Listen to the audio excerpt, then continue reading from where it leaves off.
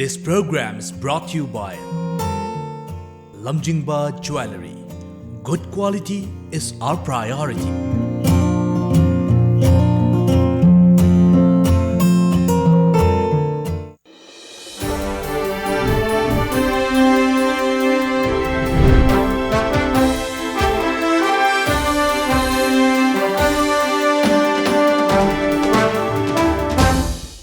Kurumjari, Times of Manipur, TOMTV ki The Morning Talk, Raising the Voice, miyang tabirib singbu taram loksari.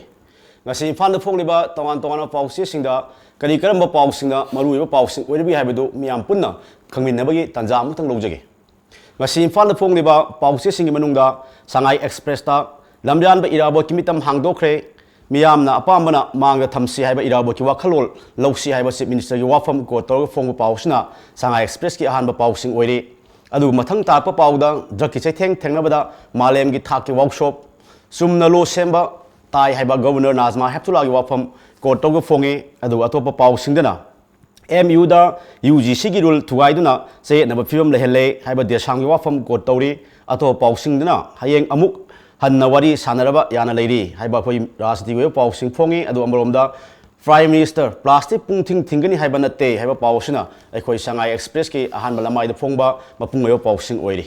adu sana lebak pausidna lamjan ba iraba ki mafamda miyam nei kai khumna but khre machoi pangthokpi muhutta punna pangthok minasi haiba Chief Minister N Biren gi apin ko toga phonge adu atopa nakal gi pau amadana moirang themnara irabotpu Communist Party khakta gi lanni haina kansingadabal thamde haiba pausina ahan ba pausing oire adu atopa pausingda School education ki quality index da Manipur na makok oire haiba pau ama adu atopa madana phammunabagi lan October ani da amuk hana unagadori amadi nakal amromda governor na numidang saklen pijakre haiba pausing asina sanailabak pausege ahan balamai da phongba pausing oire adu POKNAPHAM pause dana Manipur amasung Manipur gi mapanda sama kunga humdoi suba janeta iraba ki mapok kumol thorom pangthokre irabot munarakpadagi government Lausilaga palan tawba haure punna thoram asi pangthok minasi haiba Chief Minister Biren gi wafam ko tawe adu atopa pausingna senior reporters Sonia Soren Samamda journalist award pidun ikai khumnaba utkhi haiba pawmu shauri atopa madana Delhi dagi ngarang tholokhiba CM ngasi amuk chatlagani October anida aroiba warshil ama proklaba yari haiba pausing asina POKNAPHAM pause gi akhoi maroiba pausing oiri aduga naharol thodang pause dasu lamjan ba irabat ki samaga kunga humdoi subang pok kumol thoram pak sana pangthok nakre janeta irabot pu saithaduna palan thoram pangthok lagasu nga ki ideology ngang na induna chatpa midi watli haiba Chief Minister gi wafam phongli adu atopa pawduna framework agreement na Manipur miyam da mi paiba amasung akiba faule haiba diraja gi wafam akhoi kotor phongi haiba pausing sisna naron thodang pause gi ahan balamai da phongba khoi mipungoyo pausing oiri ireibak pausedna trafficking thingnaba khanong pok Asia gi intelligence share tominanaba changi haiba governor gi wafam ko tawi adu ato pawduna Manipur amsuma mapanda lamjamba irabo ki pok kumon pangthokre irabo ki wakhalol lusingba singna sian ma tai haiba pawsim su yauri adu atopa paw amadana MU gi oja watpagi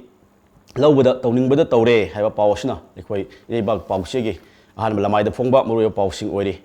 Isel Express tana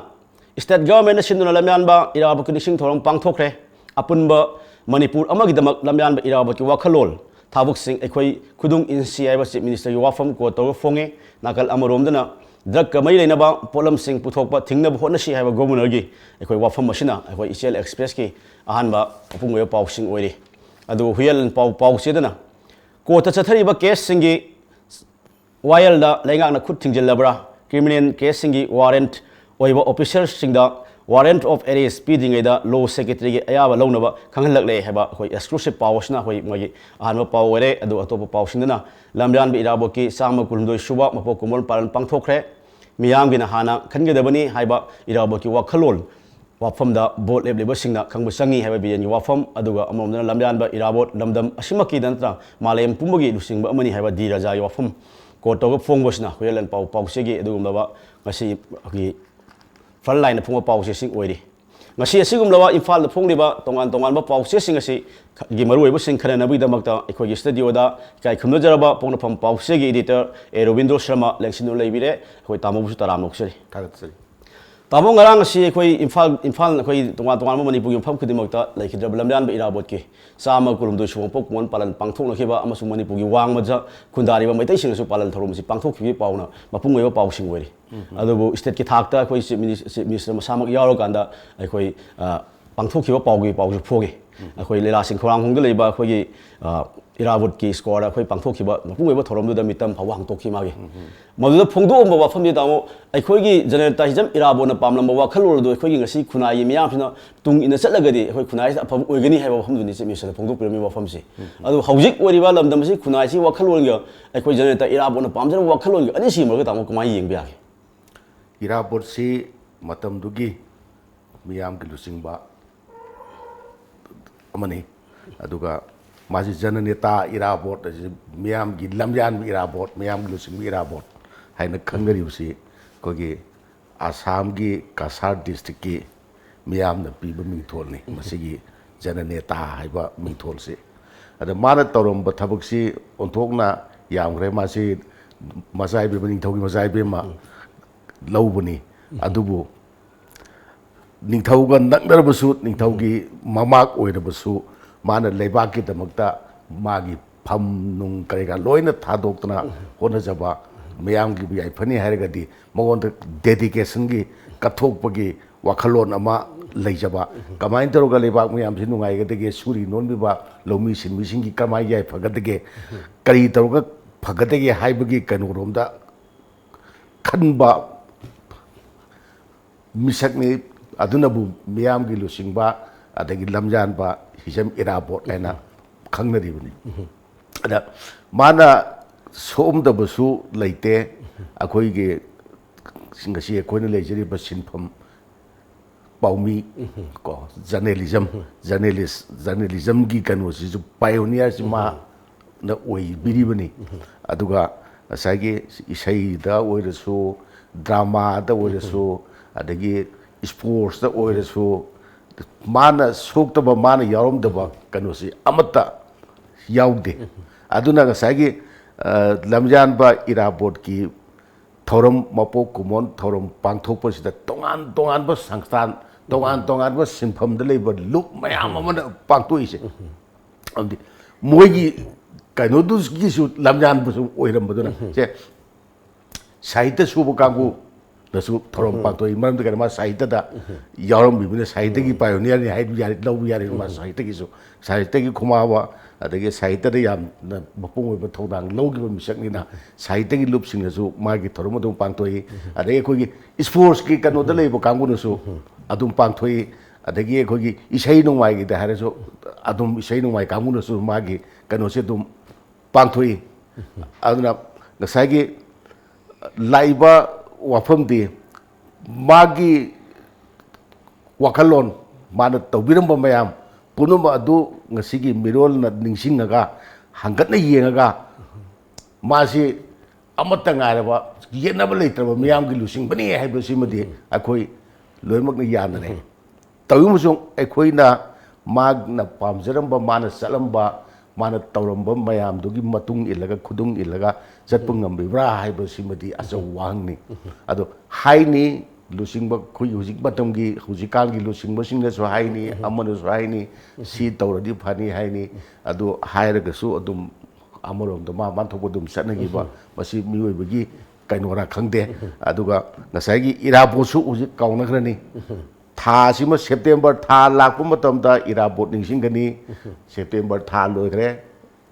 हुजिक इराबोट अमुक काउंडरनी मथंगी सही September Laka नमुक निसिंगकनी सिनी लेगिबा फिबमजे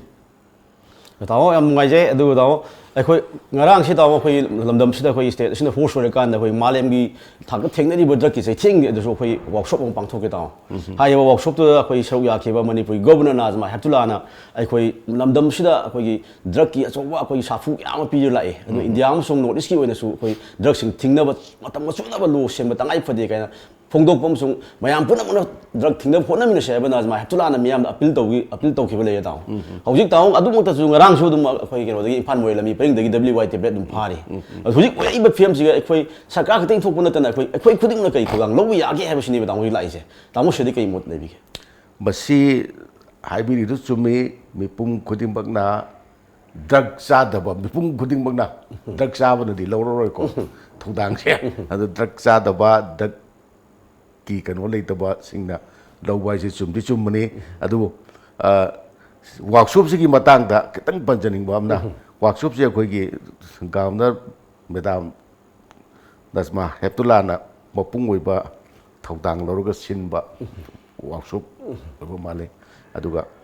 akhogi Manipur gi hojik oriba phibam ji yenguraga asigumba khogi workshop ama sinbasi yam tangai phate yam thagatningai oiba matam jam sawa kanone na ai masima hanan do thamjani Manipur si loire bani drug ki kanoda loire aduna sidagi thinghauna ba hona ba haibasi yam tangai phadabani akan ba ain semba ain gi matang gi mu panjaning ba amana hojik chatnari ba NDPS Narcotic Drugs and Psychotropic Substances Act masi hana leiramne masi ITs gi kanoda semba aini masi semdringai da akhogi drug deal taunaba ain si akan ba ain leiramde auna akhogi Manipur da drug chaba sing drug yonba sing phaba matamda akhogi matamdu da channa ki ba ain Dangerous Drug Act haibam gi makhada phai punishment ke thingwa yawu janate adu hujiki NDPS lak bodagi di drug ka konana phaba mi si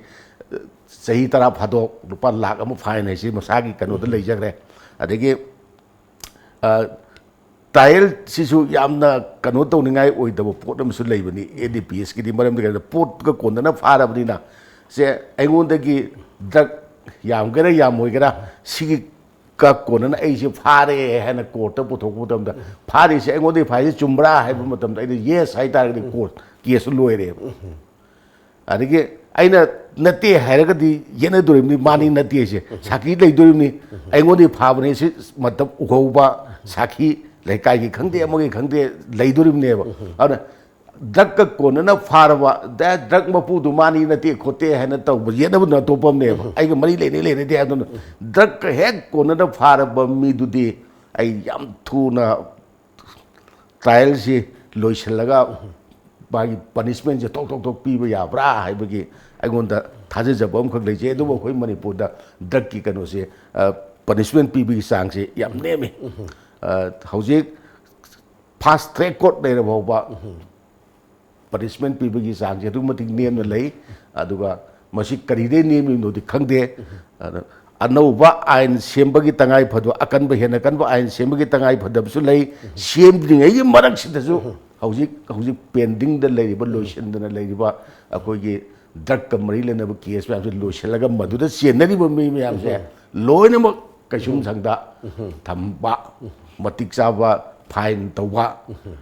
miyam da yade hai baduma khangan bagi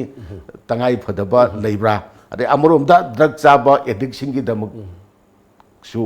mari leina ba department singna school ni khangde college ni khangde lekai ni khangde drug na mangan ba drug na hakchang da samaj da tholi ba mayam phatta ba mayam se hagulei ba mi singda sari ba singda khangan bagi campaign paksana zathabagi bathu tabra hai ba ma so ai thamjani hai taw damo du atopa paw bu de damo khoi matam sang na khoi ngasi gi lenga sigi lusing ba singedabani hana khoi dissident sai ta yam su dissident hainer na daw mo gi irang se hok tu Delhi da kem to bi wa thok myam li sang se lai ado ngarang nahan se khoi Delhi da khoi speaker budi ngarang sing gre ado khoi chief minister Biren TS Biswajit adagi BJP gi state president Bhavananda khoi Delhi da lera ka da lusing ba khoi national secretary Bhupendra Yadav ka ngang na khre pawng phongi tamo hayeng tang ani se soi soi na khoi lisang sida lakhi ba du mo se na bo su soi na mo di kino khoi warep am di pura adi na khoi ngasi paw se sing da phongnei tamo se hojik oi ba rajniti film se ka hayeng ba gi nahan ngarang uthang nahan tang kuma pandu da loisilani haibagi thajaba leiram bani kasagi mathang unaraga punnaga mu unaraga so adu nimitu da dum loisinbagi wa oina khanar bani du state ani gi election gi ticket kamari lenan mo election committee gi prime minister su aduga president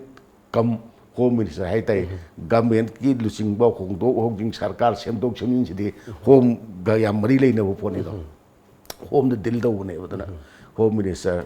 so ri pa party president so ri pa Amit Shah masa maksi yaw meeting abada adum lai gi badana maram moraga numitu da lotion magam gi tabu oi bra haina thajaba lai adubu ngasagi hayeng ji suksoi soidana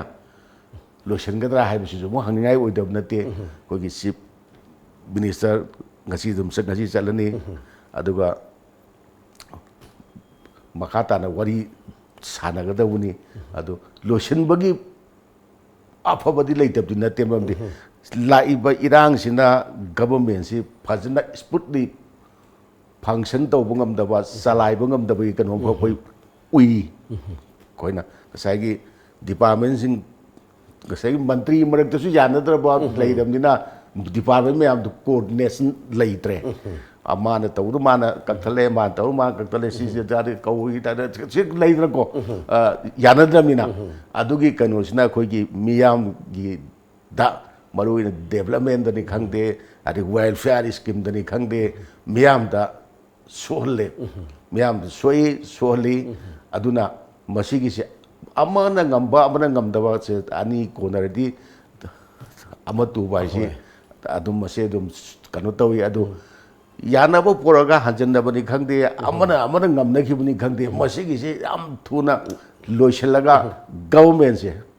hojik manipur gi situation ja phabanate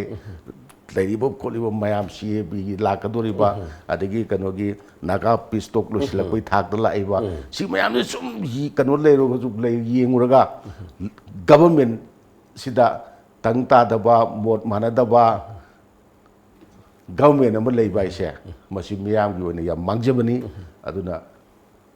center gi lusingba singda lairiba kanu si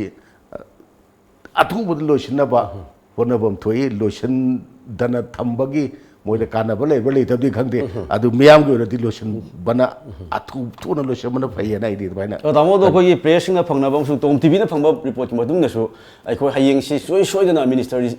paina iba pham sindagi sefal khar tawna ra tho osin tawna ra worotion ma prokani haiba thajabu ni miyam lei se adu bu minister singdugi phammai leram portfolio sindagi lokthona pu matam da anobu irang amu lakadra haiba su ko sing ni ngai we do Jadi tamu kayak mau lagi. Government sidi irang di ama natraga ama adum lay bani lay pom jutoi adubu layhendana ba sinba matam guna lakpa irang do subside to ba haiba aduni leader aise aduna leader afaba leader matik sab leader woi batara gadi sai lak batam goina lakada bu irang do mana adum tackle to ba nam gine na kal tamo do atop problem da koi koi leibak sida hai tar yam nungna ninga we plastic ki wafam leiri plastic thingba ge do bar ke prime minister di ngarang phungdok ki wafam da plastic pungthing thingani haibine te do koi single news we plastic sing thingna ba koi 2022 bogi manung da panam thamani khopane hana prime minister na mon sengtok pi wafam lai lamdam se koi swachita bars ke corona koi plastic thingba khop campaign to ki mathi jangjeli prime minister phungdok ri wafam se ga di koi hana changlu khongjing du ka hai lo gai ta hana changli ju single use dum hai bari da mayam na phungdok da rei se koi ge disposable glass yawi disposable plate yawi ade khoi gi ising gi bottle si yawi ade carry bag apaba sing du yawi ade chamas plastic is kano single use ye khoi gi micron yang khai gi makha yau da ba pa thaba da micron yang khai yau da sing du single use je ana single use amuk dang sinaraga lang thok amuk dang sinaraga loi ba plastic ki problem sing do thing ba hai bse thing bani hai bse da handle dum hai na la ko ni kadom dagi mayam karago muna ka plastic loi na thing bagi wa wakhalon da chan ko yaw budi sendor po do male adu ayam bana di single use ne je dum gyan ta na budi male na khale adu masidang thing badak manipur ju problem thoi je sine ba atai ga sai ge plastic ki chokri du di kaisu kai di ba ai su pham mi da plastic chokri na kaisu akai kanu akai thon de ade hawa gari da กระโดดการ์ดครั้งเดียวเดี๋ยวพลาสติกที่พดไม่อ้ำยาวเลยดูไม่อ้ำสิล้วนทิ้งกันเดียวสิกระโดดยาวนั่นเดียวล้วนทิ้งกันเดียวว่านั่นเตะซิงเกิลยูสเนี่ยเช็คดูโพสิชั่นไปดูมาสิดังทิ้งบังคับมาได้คุย environment แต่ช่วยบ้าไม่อ้ำสิครั้งมาใครดีไอ้กันบังคับกุตระไอ้นายที่ท่าจะมาทำยังไงท่าจะมีอย่างตาบริบสิ่งมีคุปอมตั้งอีกการนึงเป็นตันจาดุลงจักเกยามทุนหันจักเกมีอย่างตาดุลเลยบิว This program is brought to you by Lamjingba Jewelry. Good quality is our priority.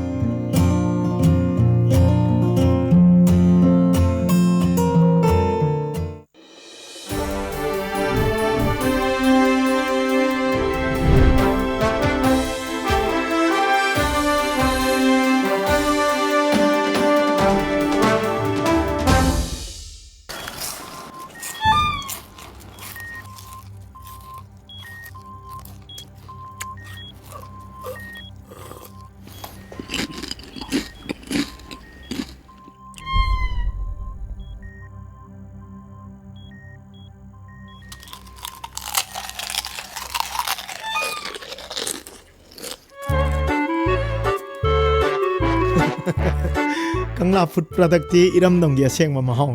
yeng dio garlic mixer khatana tana kangla gi ano food item singi maho kangla bada ngauroi do kana bu lei bi Kangla.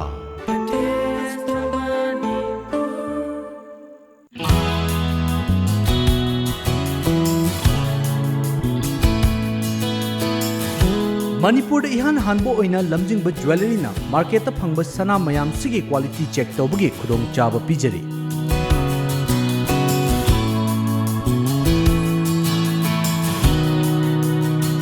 Adom adom gi leijariba sanada yauriba alloy amadi elements kaya gi chang marik chumna accurate quality amadi quantity ga loina na khanganba ngamlagani. Lamjingba jewelry na pijariba khudong chaba asi lobi hau adom gi sana adu sengi natraga sengde haibagi chingnaba du kokhanbiyo. Akupa marol gi damak Lamjingba jewelry da lengsinbirao. Lamjingba Jewelry. Good quality is our priority. This program is brought to you by Lamjingba Jewelry. Good quality is our priority.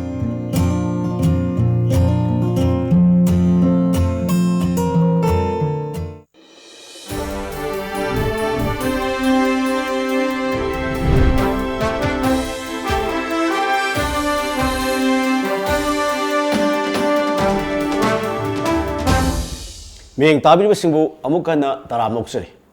ตามมาข้าตาลักพอสิเดคุยเฮลันปาวตรงงานว่าปาวมคุยยาวดีตามคุยคริมินัลเคสสิงกีคุยวิทเนสคุยว่าคุยออฟฟิเชียลสิงดาวันออฟเอริสปีดิ้งไอ้เดาคุยโลเซคเรตรีไอ้ยาบลงนูบขังหลังเนี่ยบอกฟังมาคุยโกรธเราฟุ้งไอ้ตามหายบอกว่าฟังสิว่าคุยอสุมบุญสัตว์รักตาลักดีไอ้คุย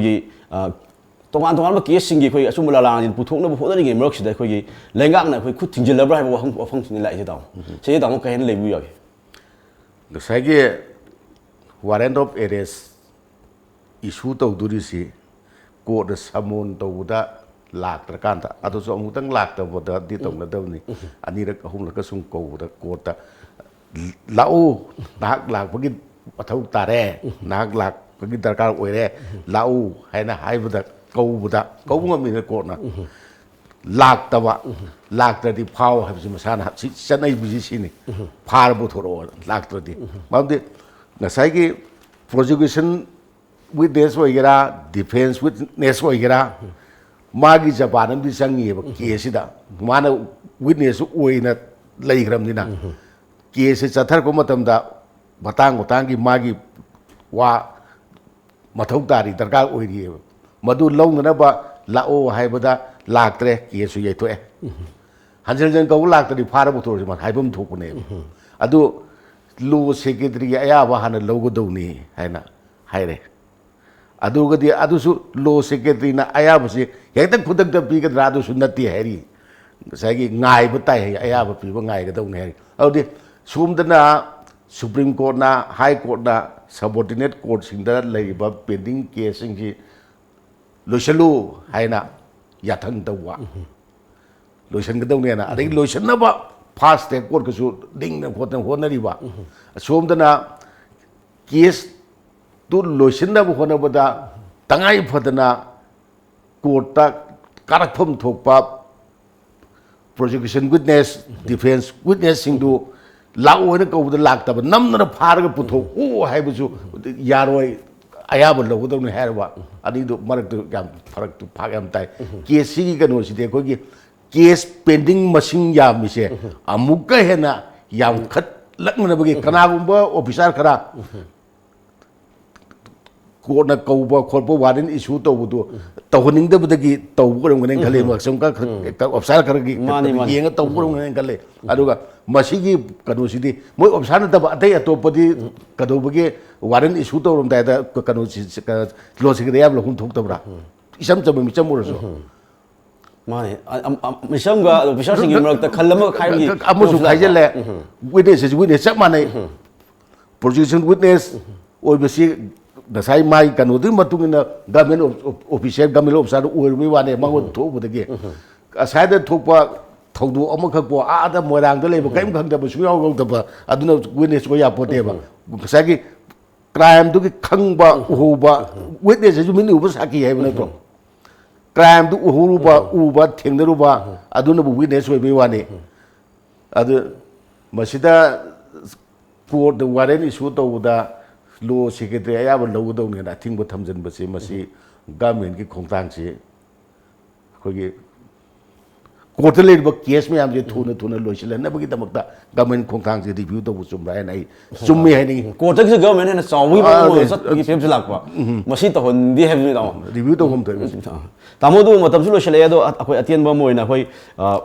हौजी हौजी MU दे अखोगी मागी MU गे ना अखोई faculty professor सिंग लौनब होनरकपद अखोई सयेनब खर लाएबगु देशामना नुंगांग फोंदो फम फोंदोरि ताम सि ममांग थकसु अखोई Manipur university अखोई चरांगनब क्या लेबदि मतम सांगना महिरोइ सिंग लाइक तंब फंगिदवा लेबा वाथो फबु ओइबि लेरे अन हौजिक ओइरि फिल्म सगि ताम का हाय येंबे बसी थबक लौबा खोटपसी अदुम अयाम्बा वाथोक तेदुम ओइरेने मरमदि करादा हौजिक मतमदि थौ फंगदो मिन मयाम लेबनिना अदगी अमनबसु ngसागी पुसनब होनबना कांगबुमा अदगी मतिक चाबा दुखतो मग मतिक चादब तो हापनब होनबसु कांगबुमा तसेंगना मतिक चाबा अखोगी कनोजे थबक सिदी मवोमनि गवर्नमेंट की पोस्ट कनो सिदी अदुना मसे सेंट्रल यूनिवर्सिटी नीना UGC की गाइडलाइन से ngang tong je sini desam na ane UGC की गाइडलाइन दो ngang ना तो यार का दिवस याद करो तो कोई सीधा का हो लोग दम कोई स्पोर्ट्स की कनो के कोई स्पोर्ट्स यूनिवर्सिटी उन्हें को दिल्ली का तो हो लगा को कौर तो उन्हें फटो जान अते वारी को है तो हाई बदी कैंडिडेट पुदे कोई लमनम सिंग लो लगा सो सागी सीधा अमसो कनो तो के कनो से अदु ममांग दा वाथोम थोखरे बीसी सिंदोक सिंजिनगी अदे हुजिक लेरेसी कदोना हाई कोर्ट हापा एडमिनिस्ट्रेटर मना सलाइरगा लेबनी अदा हुजिक एडमिनिस्ट्रेटर ओइरिबसी मणिपुर की चीफ सेक्रेटरी ओरिंगेदा अमक पमत लेगिदबा यामना क्लीन ओइने सटखिबा दुबा यामना सिंथानिंगाय ओइबा कनोनि ब्यूरोक्रेट ऑफिसर हमनी अदना महांग administrator ओइरिंगै बरक्सिदा सुमायना थबक हापतु अपसिंगी कनोसि लाकु मतमदा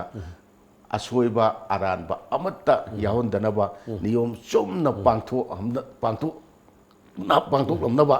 I appeal तौजनिंगे I तौसु तौरकने थाजबा लैजे मसागी ओइना clean ओइन लाक्चबा मिनिना मा तौरकनेना आई थाजब लै अन करिमबा अरानबा यारोगा सुमसे रिव्यू तौरगा चुमथोपा चुमेन खल साम नंगाये तामो मसी तामो खoi tom tv की the morning talk raising the voice ता तामो लेंबिरक्तुना खoi लमदम से फोंगनिबा पाउसे सिंगी मरो पाउ सिंखर नै नबि दमुता तामो के सिन मतम क्या काइथोपि बि दमुता tom tv मे के देगे तामो बो मुकना थागत स फोंदोक सरी